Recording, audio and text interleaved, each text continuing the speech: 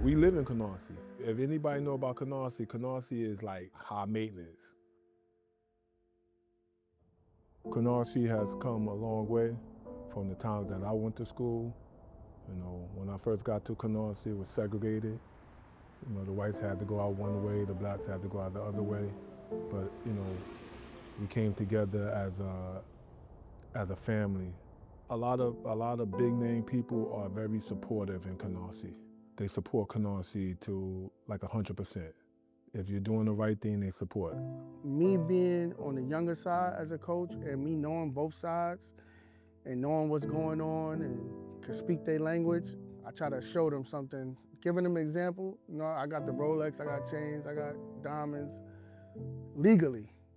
I opened this right here because I wanted to show everybody that you don't have to leave to succeed. I remember what it was like growing up and not having a place for us by people that look like us, and now it's like to see after school all the kids in here, book bags everywhere, and they feel like this is home. Like once you walk in here, you feel like, yo, like it could feel like my big brother owns this place, you get what I'm saying? Yes, I was a chief. So when they took the Chiefs away, we had to come up with another logo. We had numerous ones. Wolfpack fit, you know, Wolfpack definitely fit. And when I was with the Chiefs, it was heavy on discipline, heavy. We had some of the best players in the school when I went there never played just because they wasn't disciplined and my coach wasn't going for that. Now we a little more lenient with certain stuff because we don't want to give up on the kid, but we still gotta mold them into how they need to be successful adults. As the Wolfpack, it just shows how we gotta band together to get goals accomplished. No lone wolf is out here, you know what I'm saying? It's a wolf pack.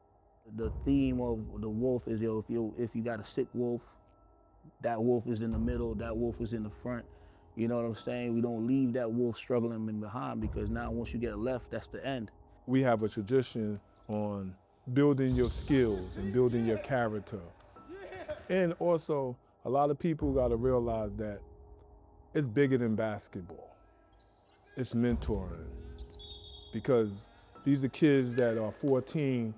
When they finish with us in 4 years, they are young men now. Playing Canarsie, representing Canarsie, I try to be a dog, you know?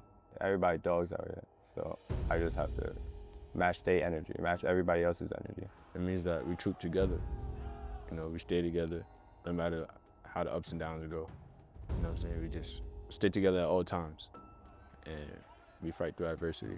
If you're not from Canarsie, once you come to the school, you're from Canarsie. You know, you take on that whole energy of Canarsie.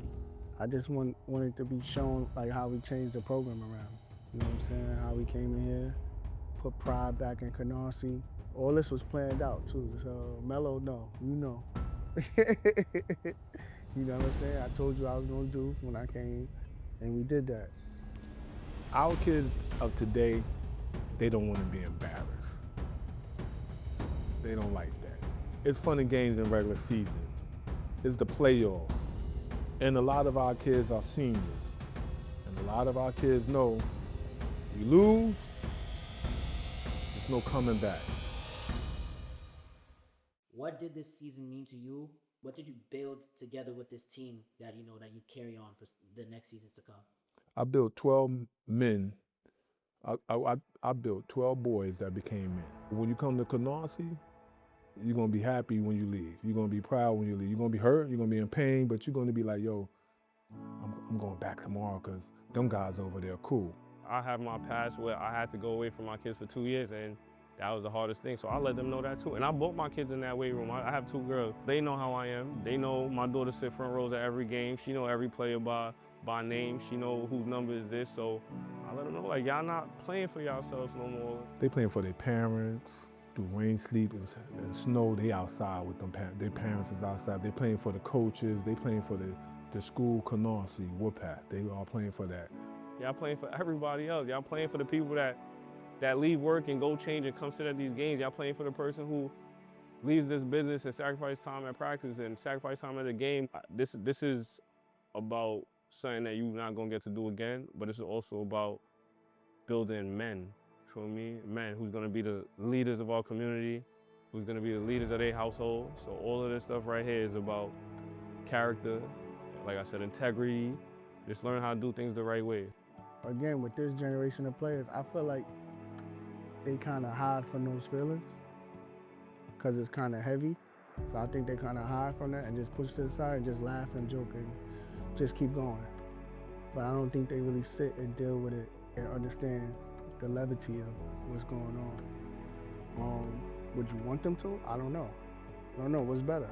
I know when I played, I had a lot in my mind. I was thinking about going pro. I was thinking about all that stuff, moving my family out the hood, all type of stuff. So is it better to play like that, or is it better to play free? My driving factor, my pops. That's my driving factor. I actually can't do it by myself. Like, I need other players. The strength of the wolf is the pack, and the strength of the pack is the wolf. Nobody really gets left behind, you know what I mean? Because I draw most of the attention on the court. If you know anything about wolves, the leader is the last wolf in the pack. So, you know, you got the most vulnerable ones in the front, then you have some strong ones, then you have the women and the kids, then you have the most aggressive three, and then you have the leader in the back. When I get to drive in the paint, draw attention, and kick it out, they knocking down shots. Now, like, the ball is moving, the ball has energy at all times. So when the energy is flowing, we win the games. Just knowing that this could be, every game could be your last game, you know what I'm saying? I still remember my last game playing. I was on the floor crying at Baruch. I didn't know I was gonna feel like that before, but when the bell rang, you realize my high school career is over. It's over. You know what I'm saying? So like, that's a big, heavy feeling.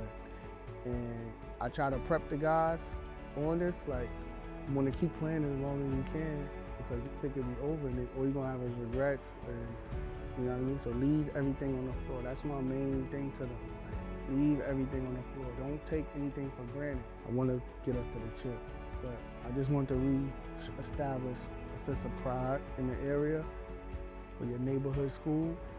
And with PJ going Division I from Canarsie, that was a major statement too, to show you that you could go to your local high school and still make it to Division I. I'm not looking forward to the season ending Tuesday.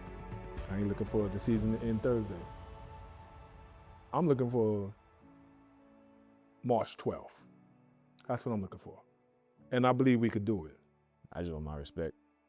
Because I earned it, I feel like a player like me, a lot of people don't really like, because I'm not the explosive or the, you know, just a Showtime guy.